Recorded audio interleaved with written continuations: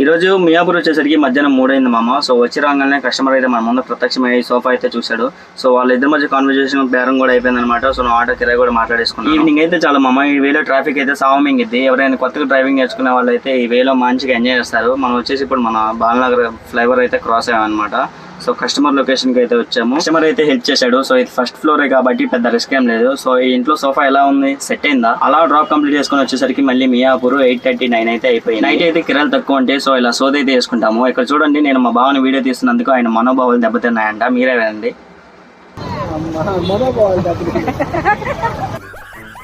ఏంటో మామ ఈ రోజు లక్కు నాకు మామూలుగా లేదు. నైట్ 9 అని వేరే డ్రాప్ పడింది. సో ఇలాంటి టైంలో ట్రావెల్ చేసేటప్పుడే కొంచెం భయం వేస్తుంది అనిపిస్తుంది. ఏంటి ఇంత చిన్న గల్లీలో మంచం అయితే తీసుకుపోవాలా? సో రిస్క్ అయితే మామూలు లేదు. హాఫ్ అన్ అవర్ కష్టపడి మంచం అయితే పైకి తెచ్చి ఫిట్టింగ్ చేసా. మీరు గుర్తుపెట్టుకోండి, మంచం ఫిట్టింగ్ అయిపోయిన తర్వాత పైకి లేపి పడుకోబెట్టాలన్నమాట.